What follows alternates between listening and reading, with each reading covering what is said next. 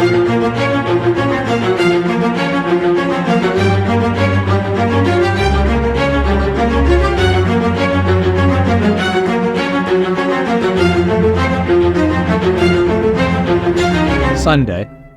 October 29th, 2023, the 30th Sunday in Ordinary Time. Hillel, a famous rabbi who lived a few years before Christ, once said, "What you do not like, do not do to your neighbor. This is the whole law. The rest is commentary." Philo, a Jewish contemporary of Jesus from Alexandria, summed up the law as the love of God and neighbor. So, what is the novelty in Jesus' teaching today? The greatest commandment has two parts. The first is the love of God, which must involve three faculties: the heart, the soul, and the mind. God, first of all, is to be loved with an undivided heart, with all your heart. Today, there are believers, people in the church, who fulfill all religious practices, but at the same time, worship their bank accounts, social positions, honorary titles, careers, power, and ambitions.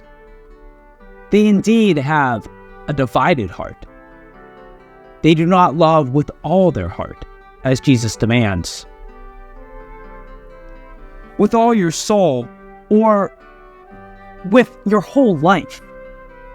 The believer must be willing to sacrifice everything: money, personal interests, emotional ties, and individual rights. They must even have the courage to face martyrdom while holding to their faith. Loving God and trusting Him leads to making difficult choices and, quite often, heroic sacrifices. With all your mind. Even the rational aspect is part of the love of God. Emotions cannot be the object of a commandment.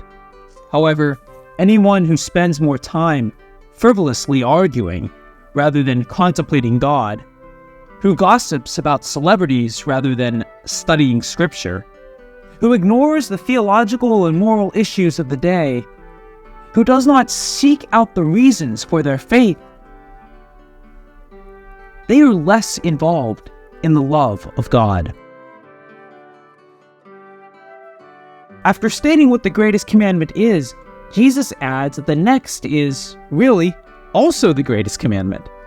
He hints at this when he introduces the second, which is like the first. You shall love your neighbor as yourself. And here, the more apparent novelties begin to unfold.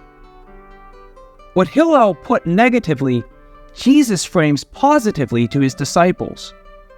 So do to others what you would have others do to you. There you have the law and the prophets.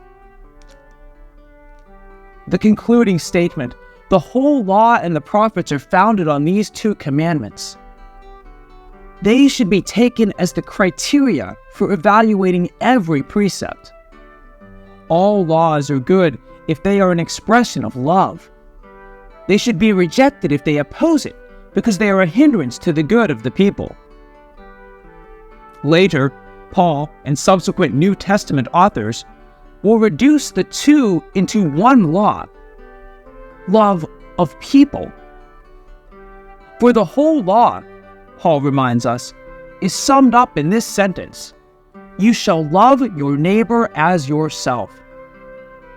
Love cannot do the neighbor any harm, so love fulfills the whole law. We know what it means to love others, even though it is not always easy to determine how this love can be made concrete. But how do we love God? The God of Jesus has never asked for anything for himself. He puts himself at the service of his people, even bending down to wash their feet.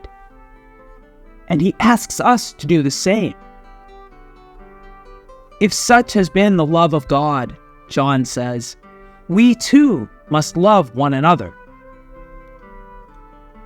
For the love of others is, in fact, love of God Himself, because that love is directed to those who were made in His image and in His likeness.